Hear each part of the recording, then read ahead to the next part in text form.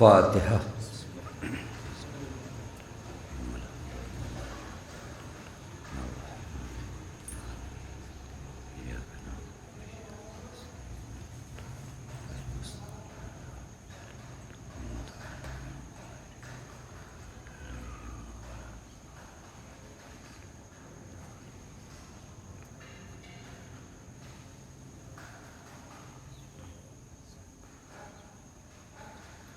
لا حول ولا قوة إلا بالله العلي العظيم۔ أعوذ بالله من الشيطان اللعين الرجيم۔ بسم الله الرحمن الرحيم۔ الحمد لله الذي علا في توحده ودنا في تفرده وجلى في شانه وعظم في أركانه وقهر جميع الخلق بقدرته وبرهانه، ثم الصلاة والسلام على أشرف الأنبياء والمرسلين، حبیب الہ العالمین، مولا و مولا الثقلین، جد الحسن والحسین، مولانا ابی القاسم محمد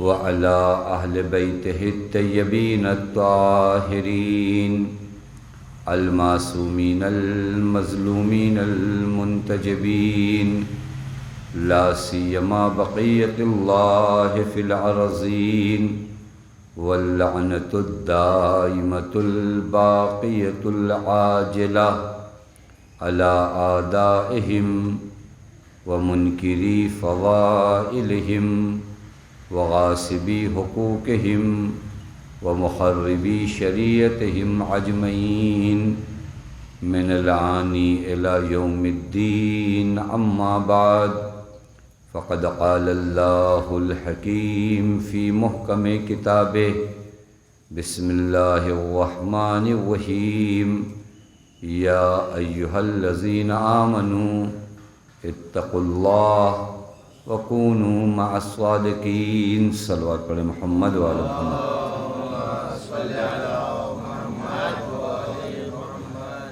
پروردگار عالم کا لاکھ لاکھ شکر ہے کہ اس معبود نے ہمیں اور آپ کو بارگاہ اہل بیت علیہم الصلاۃ والسلام میں حاضر ہونے کی توفیق عنایت فرمائی۔ بات ان حقوق کی چل رہی تھی جو ہماری گردن پر ہے، جہاں اب تک یہ بیان ہوا کہ پہلا اور سب سے بڑا حق جو ہم پر ہے وہ ہمارے خدا کا ہے، حق اللہ الاکبر، خدا کا حق بڑا ہے، اور خدا کا حق یہی ہے کہ انسان خدا کی بندگی کرے اور شرک نہ کرے۔ اور پھر ہمارے نفس کا حق ہم پر ہے۔ نفس کا حق یہ ہے کہ ہم اسے مطیع پروردگار عالم قرار دیں، اسے بے مہار نہ چھوڑ دیں، بغیر لجام کے اسے نہ چھوڑا جائے، بلکہ کنٹرول کیا جائے کہ وہ اطاعت پروردگار عالم میں ہو۔ اس کے بعد ایک حق جو ہماری گردن پہ تھا وہ ہماری زبان کا حق تھا، چونکہ اگر زبان کا حق ہم نے ادا نہیں کیا تو بہت سے گناہ اور گناہ کبیرہ ہماری گردن پہ آ جائیں گے۔ گناہ واقعاً انسان کے وجود میں اندھیرا اور ظلمت لے کر آتا ہے۔ بعض چیزیں شاید ہمارے معاشرے اور سماج میں چونکہ اتنا عام ہو چکی ہیں کہ وہ گناہ کم نظر آتے ہیں، کم ہیں نہیں۔ گناہ بہت بڑا ہے، لیکن چونکہ معاشرے میں جب کوئی گناہ عام ہو جاتا ہے تو معاشرہ اس کی قباحت اور اس کی برائی کو کم کرتا ہے، وہ کم ہوتی نہیں ہے۔ آج ایک حق جو آپ کی خدمت میں بیان کرنا ہے وہ ہمارے کان کا حق ہم پر کیا ہے۔ مولا فرماتے ہیں وَأَمَّا حَقُّ سَمْعِكَ، تیرے کان کا حق تجھ پر کیا ہے۔ جس طرح زبان کا حق ہوتا ہے اسی طرح انسان کے کان کا حق انسان پر کیا ہے۔ ابھی آپ تھوڑی دیر کے لیے اس عظیم نعمت کے بارے میں تصور کریے، کس سسٹم سے پروردگار عالم نے آپ کو یہ سماعت اور سننے کی طاقت دی ہے۔ میں تو بہت ماسٹر نہیں ہوں، لیکن اگر آپ ڈاکٹروں سے پوچھئے تو ڈاکٹر بتائیں گے کہ آپ کے اس کان کی ڈیزائن کیا ہے، سسٹم کیا ہے، کس طریقے سے پروردگار عالم نے اس کی حفاظت کا انتظام کیا ہے، کتنے پردوں میں رہ کر وہ آواز آپ کے کانوں سے ٹکراتی ہے، کیونکہ اگر ڈائریکٹ بھی چلی جائے آواز تو بھی ہزاروں پرابلم ہیں۔ پردے بنائیں، بعض ایسے کیمیکل ٹائپ کی چیزیں کان کے قریب ہیں کہ یہ جو کیڑے مکوڑے ہیں یہ وہاں تک پہنچنے سے پہلے مر جاتے ہیں۔ یعنی نہ جانے کتنے سسٹم ہیں، خدا کی قسم واقعاً انسان خالی اپنے وجود کے سسٹم میں خیال کرے نا تو خدا کی حکمت اسے معلوم ہوگی کہ خدا کس قدر حکیم و علیم ہے۔ یہی کان جسے ہم ظاہراً سوچتے ہیں کہ یہ کیا ہے، یہ اللہ تعالیٰ کی عظیم نعمت ہے۔ ہزاروں سسٹم، ہزاروں باریکیاں آپ کے کان کے اندر موجود ہیں، لیکن اس کان کا حق کیا ہے، ہمارے اوپر لازم کیا ہے کہ ہم اس حق کو ادا کریں۔ مولا اس رسالۃ الحقوق میں فرماتے ہیں وَأَمَّا حَقُّ سَمْعِكَ تَنزِيهُهُ أَن تَجْعَلَهُ طَرِيقًا إِلَىٰ قَلْبِكَ، یہ کان جو تمہارے پاس موجود ہے یہ تمہارے دل کے اندر جو باتیں جاتی ہیں ان کے لیے راستہ ہے۔ ہم کہاں سے کسی کی بات کو کیسے قبول کرتے ہیں، کوئی بھی مقرر آئے، کوئی بھی مجلس پڑھنے والا آئے، کوئی بھی تقریر کرنے والا ہو، ہمارے دلوں تک بات کہاں سے پہنچتی ہے، ذریعہ یہی ہے۔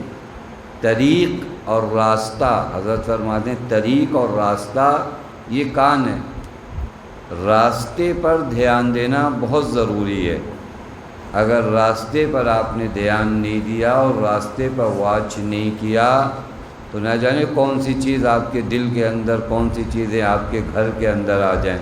آپ نے دیکھا ہوگا جب پانی کی سپلائی ہوتی ہے تو جو پائپ ہے جہاں سے پانی جو ہے سپلائی ہو کر آتا ہے وہاں سے غلاظتیں اگر آ جائیں، طریق کی جانب دھیان نہ دیا جائے، گندگی آ جائے تو ہمارے گھر کی ٹنکی کو آلودہ کر دیتی ہے۔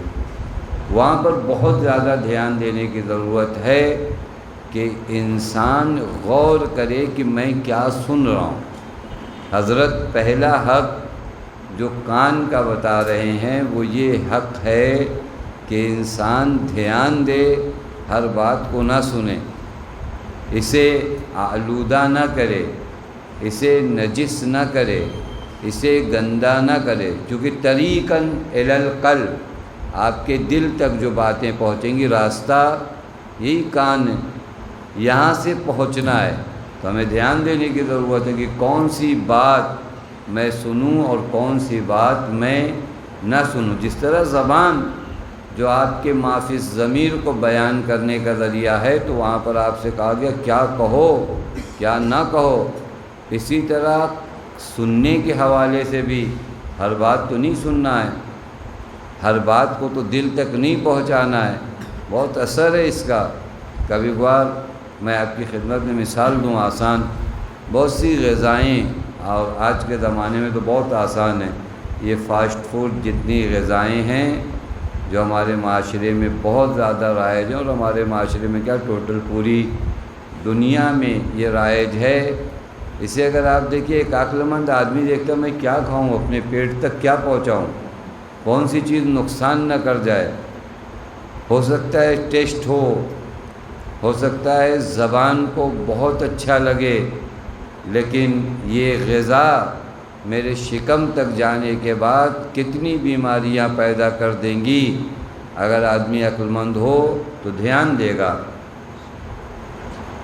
فقط ٹیسٹ، فقط ذائقے پہ نظر نہیں کرے گا۔ لہذا اسی طرح گفتگو اور باتیں ہو سکتا ہے کسی کی بات آپ کو مزہ دے رہی ہوں، اچھی لگ رہی ہوں، کہتے مزہ آتا ہے، ٹیسٹ ہے، لیکن یہ چیز جو آپ کے دل تک جا رہی ہے یہ آپ کے دل کو کیا کر رہی ہے؟ نقصان پہنچا رہی ہے۔ واقعاً غور کرنے کا مقام ہے۔ امام حسن مجتبیٰ علیہ السلام ایک صلوات پڑھیں۔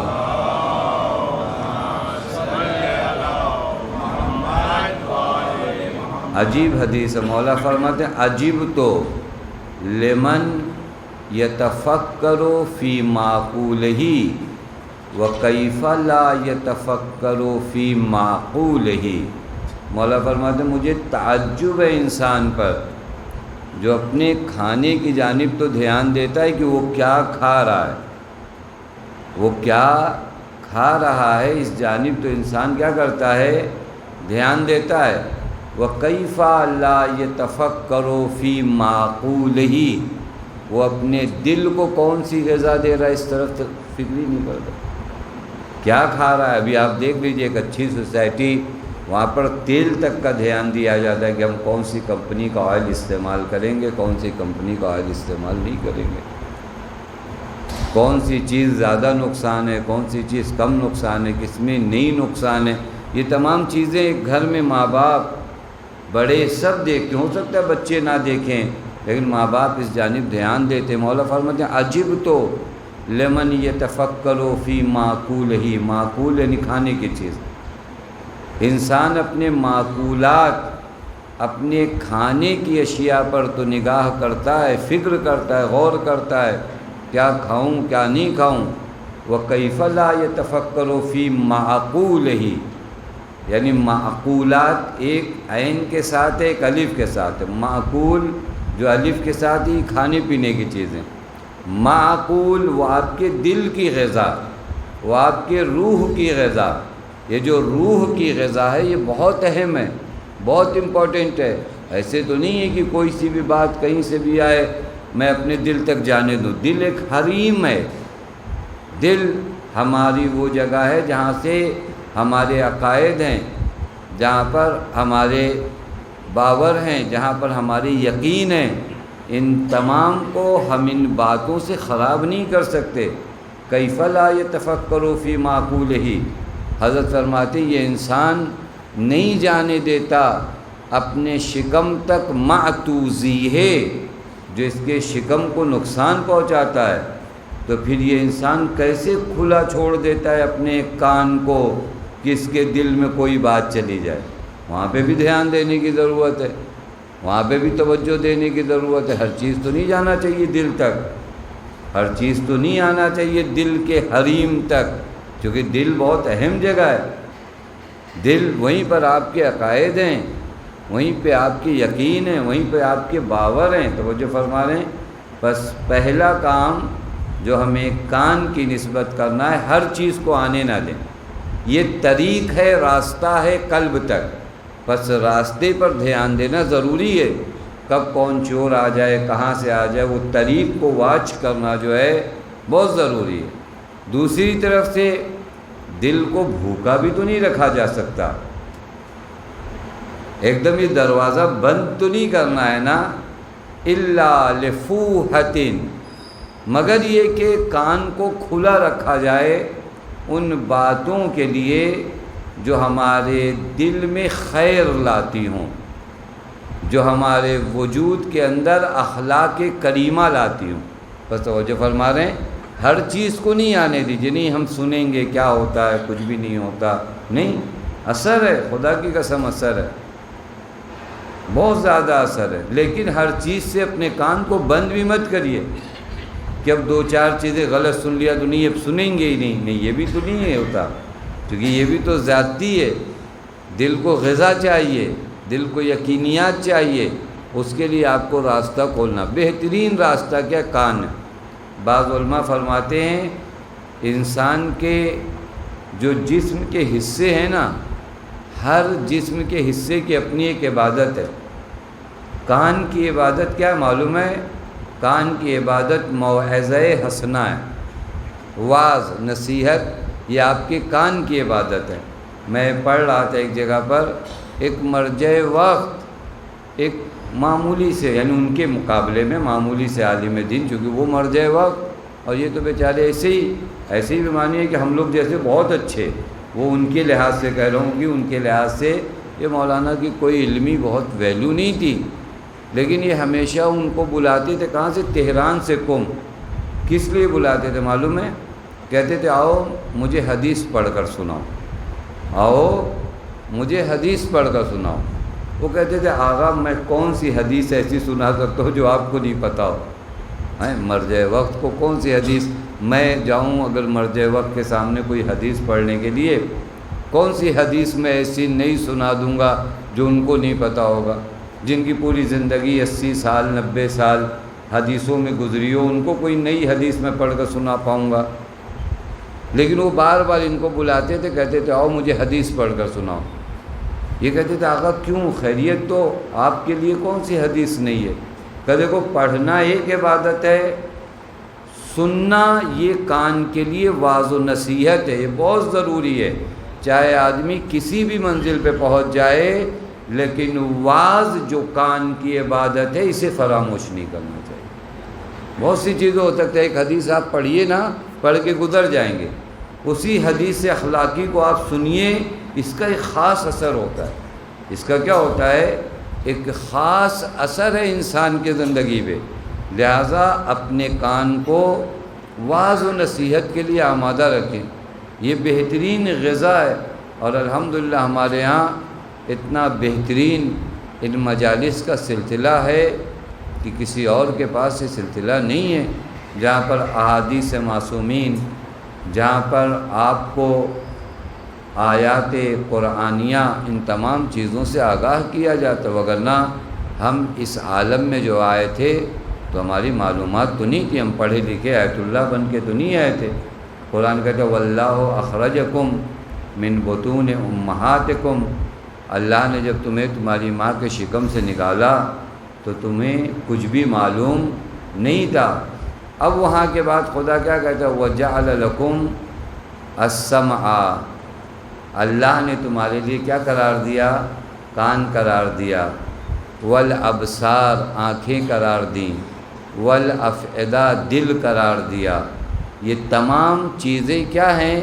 تعلیم حاصل کرنے کا ذریعہ ہے، کان، آنکھ، دل۔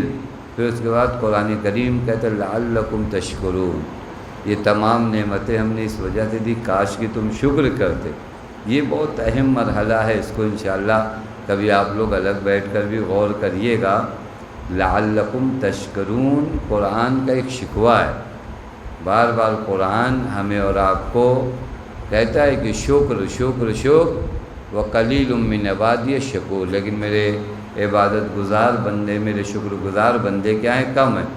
اور شیطان نے بھی جو پروردگار عالم کو کہا تو کیا کہا تھا؟ میں تیرے راستے پہ بیٹھ جاؤں گا اور تو شاکر بندے کم پائے گا، یعنی اکثر کو اس طرح بہکا دوں گا کہ شکر ان کی زندگی سے ختم ہو جائے گا۔ بیٹھ کے آ جائیے لوٹ کر، وہ حق کو سمیع، ہمارے کان کا اثر ہے، ہمارے کان کا حق ہے کہ ہر آواز اس کان تک آنے نہ دے، ہاں لیکن نیک آوازوں کے لیے اپنے کان کو بند بھی نہ کریں۔ یہ بھی ایک سازش ہوتی ہے جہاں پر اچھی آوازیں، اچھی باتیں سننے نہیں دیا جاتا، معاشرہ نہیں سننے دیتا، کبھی ہمارے خواہشات نفسانی نہیں سننے دیتی۔ بہت طرح طرح کا آپ ابتدا میں اگر دیکھیے، جب پیغمبر اکرم اسلام لے کر آئے ہیں، ابتدا میں ان کفار نے جو سب سے زیادہ جس چیز پر کام کیا وہ یہ کہ کوئی پیغمبر کے قریب نہ جا پائے، کوئی پیغمبر کی تلاوت کو نہ سن پائے، کوئی پیغمبر کی باتوں کو نہ سن پائے۔ لہذا افواہیں طرح طرح کی، مجنون ہیں، دیوانے ہیں، بیکار کی باتیں کرتے ہیں، یعنی لوگوں کو پیغمبر کے قریب نہیں جانے دیتے تھے، پیغمبر کی باتیں نہیں سننے۔ روایت میں ہے ایک شخص ہے جس کا نام اسعد ابن زرارہ ہے۔ اسعد ابن زرارہ قبیلہ خزرج جو مدینے میں ہے اس کے نمائندے، یہ جب مکے میں آئے تو عتبہ ابن ربیعہ کے پاس گئے۔ میں عرض کروں کان کہاں تک انسان کو پہنچا سکتا ہے۔ عتبہ ابن ربیعہ جو مکے میں ہیں اور اسعد ابن زرارہ مدینے سے مکے آئے۔ آنے کے بعد انہوں نے عتبہ سے، چونکہ تعلقات ان کے بڑے اچھے تھے، ملاقات کو گئے اور عتبہ سے ایک درخواست کی، کہا کہ قبیلہ اوس ہمیں بہت ستا رہا ہے، آپ لوگ ایک ایگریمنٹ کرو تاکہ اس قبیلے کے مقابلے میں جب ہماری جنگ ہو تو آپ ہمارا ساتھ دو۔ عتبہ ابن ربیعہ نے جناب اوس ابن زرارہ سے کہا کہ دیکھو ایک تو مدینہ کافی فاصلہ زیادہ ہے، دور زیادہ ہے، دوسرے یہ کہ آج کل ہم لوگ خود پریشان ہیں، آج کل ہم لوگ خود پریشان ہیں۔ تو آپ کہاں سے پریشان ہو؟ کہ ہمارے شہر میں ایک شخص ایسا پیدا ہوا ہے جو کہتا ہے کہ سارے خداؤں کو چھوڑ کر ایک خدا کو مانو اور میں اسی خدا کا رسول ہوں۔ کہ ہم لوگ تو آج کل اسی پرابلم میں ہیں، اس کا کیسے مقابلہ کیا جائے؟ اسعد ابن زرارہ نے کہا کس قبیلے کس خاندان سے اس کا تعلق ہے؟ کہا بنی ہاشم سے اس کا تعلق ہے۔ اسعد ابن زرارہ نے کہا ملتے کہاں ہیں وہ؟ اب یہاں پہ توجہ فرمائیے گا، ملتے کہاں ہیں وہ؟ کہا ہجر اسماعیل کے پاس بیٹھے رہتے ہیں، کچھ لوگوں سے باتیں کرتے ہیں۔ اب عتبہ کو یہ لگا کہ اتنی انکوائری کرنے کے بعد یہ آدمی جائے گا ضرور، یہ آدمی وہاں تک پہنچے گا ضرور، لہذا اس نے کہا دیکھو وہ ساحر ہیں، مجنون ہیں، تم اگر جانا تو ایک کام کرنا کہ اپنے دونوں کانوں میں روئی ڈال کے جانا تاکہ اس کی آواز تمہیں سنائی نہ دے۔ عرض کریں یہ کان بہترین چیز ہے، اگر اچھی آواز کے لیے اس کان کو کھولا جائے تو کا جانا تو کان میں روئی ڈال کر جانا تاکہ اس کی آواز سنائی نہ دے۔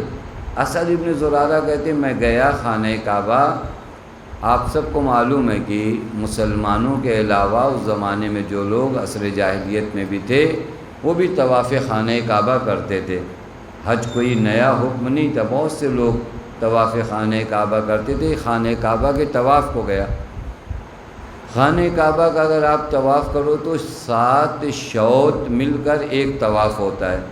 یہ کہتا ہے پہلا چکر میں نے لگایا، پھر میں نے اپنے آپ سے، دیکھیں اتنا انصاف آدمی کے اندر ہونا چاہیے، کبھی اپنے آپ سے بیٹھ کر باتیں کریں کہ واقعی میں سچا ہوں، میں صحیح ہوں، اپنے آپ کو تو نہیں دھوکہ دینا چاہیے نا، اپنے آپ کو زبردستی کی چیزوں میں مبتلا نہیں کرنا چاہیے۔ یہ اور بات ہے کہ کائنات کی واحد مخلوق انسان ہے جو اپنے آپ کو دھوکہ دیتی ہے، وگرنہ آپ پورے پرندے، یہ لومڑی کتنا مکار جانور ہے نا، لیکن یہ اپنے آپ کو نہیں دھوکہ دے، دوسروں کو دھوکہ دیتے۔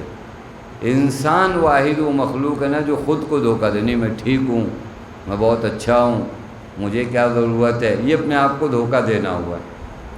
اس نے اپنے آپ سے بات کیا، کیا بات کیا معلوم ہے؟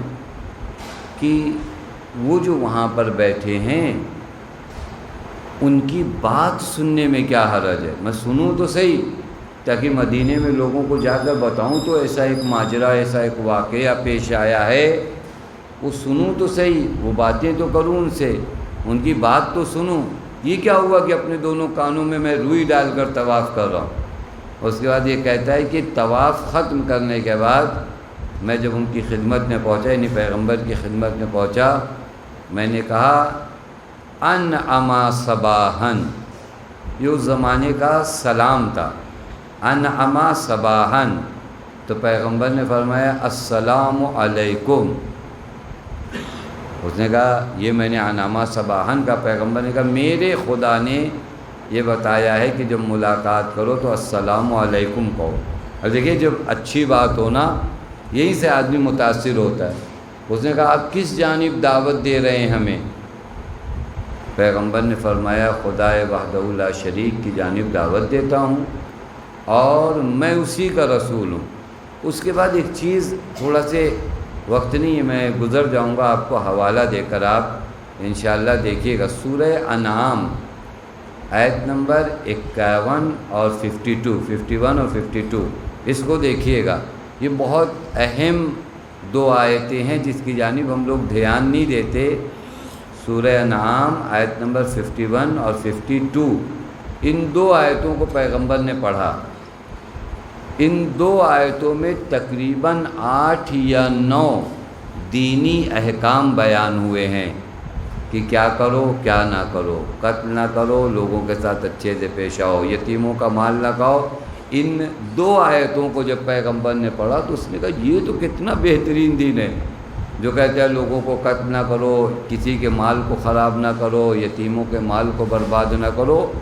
فوراً اس نے کہا کہ آپ مجھے کلمہ پڑھائیے اور اب آپ کی جانب سے میں مدینے میں لوگوں کو تیار کروں گا۔ دیکھیں یہ کان اگر صحیح آواز کے لیے کھل جائے نا، انسان کی زندگی بدل جاتی ہے، انسان کی زندگی چینج ہو جاتی ہے اگر یہ صحیح آواز تک ہم اپنا کان دے جائیں۔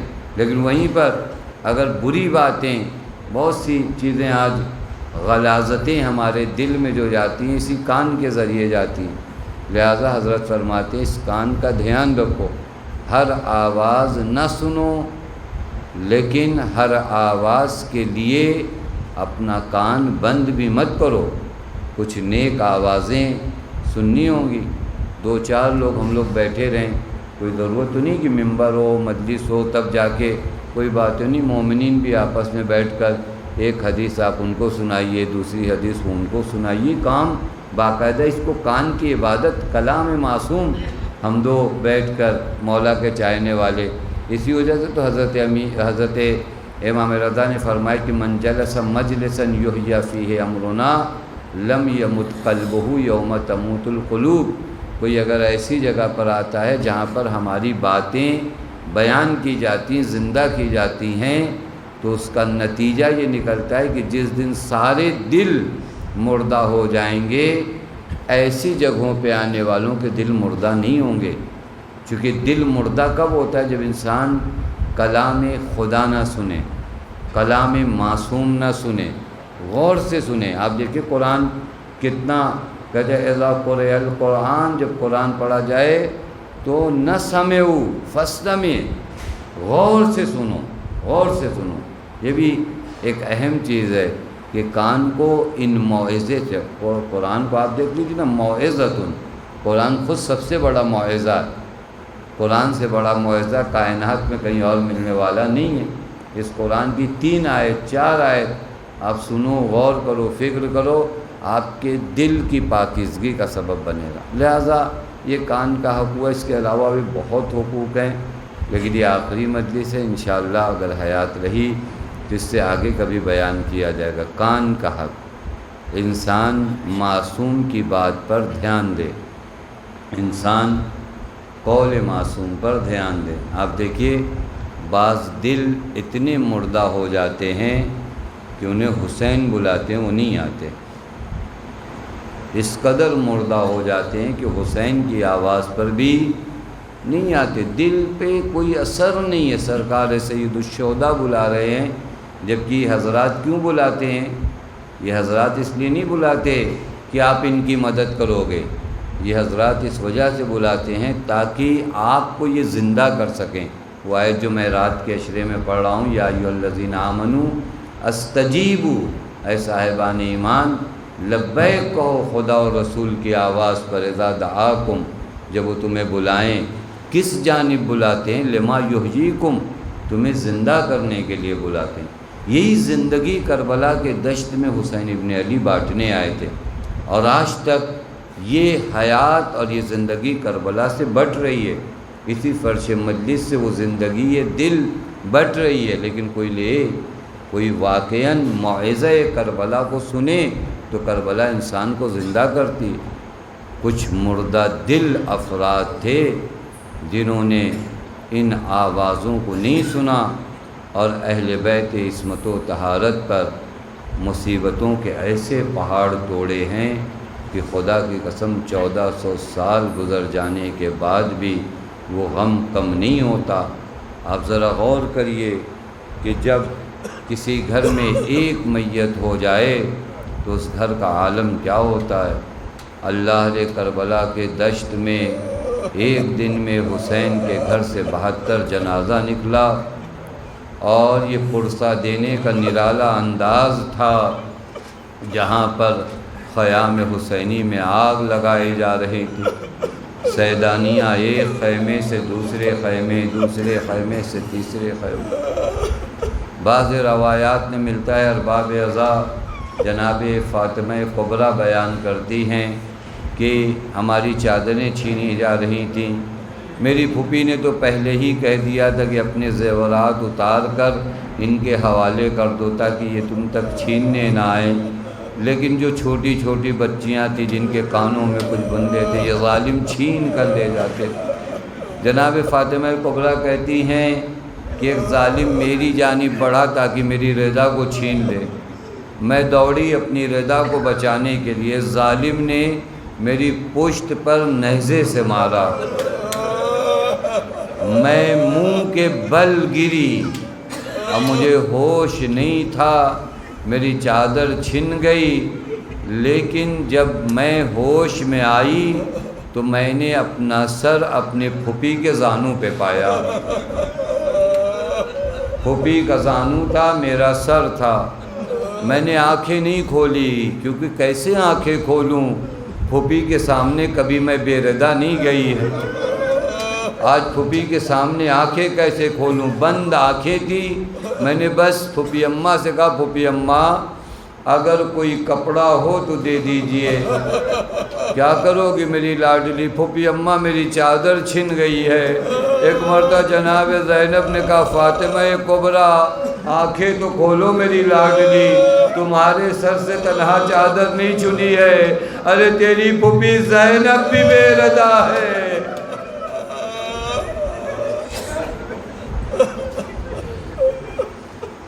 وَسَيَعْلَمُ الَّذِينَ ظَلَمُوا أَيَّ مُنقَلِبٍ يَنقَلِبُونَ إِنَّا لِلَّهِ وَإِنَّا إِلَيْهِ رَاجِعُونَ رِضًا بِقَضَائِهِ وَتَسْلِيمًا لِأَمْرِهِ۔ بار الہ تجھے تیرے حق کا واسطہ، محمد کے حق کا واسطہ، ہمیں جو بیمار انہیں شفاء کامل و عاجل عنایت فرما۔ بار الہ تجھے تیرے حق کا واسطہ، محمد کے حق کا واسطہ، ہمیں جو پریشان حال ہیں ان کی پریشانیوں کو دور فرما۔ بار الہ میں جو بے اولاد انہیں اولاد صالح عنایت فرما۔ بار الہ حاضرین سے بانیان سے اس مختصر سی عبادت کو قبول فرما۔ بار الہ ہم سب کو حج زیارات سے مشرف فرما۔ بار الہ ہماری قوم کے بچوں کو، جوانوں کو، نوجوانوں کو ترقی عنایت فرما۔ بار الہ ہمارے بزرگوں کو، بیماروں کو شفاء کاملہ و عاجلہ عنایت فرما۔ بار الہ تجھے تیرے حق کا واسطہ، محمد کے حق کا واسطہ، معبود تجھے بی بی زینب سلام اللہ علیہ کا واسطہ، وارث عدل و انصاف امام زمان کے ظہور میں تعجیل فرما، ہمیں ان کے اعوان و انصار میں شمار فرما۔ ربنا تقبل منا انک انت السمیع تمام شہداء کا کل اسیران کا کل یتیمان کا کل نیبار کا پیش کرے ایک سورہ فاتحہ پڑھ مرحوم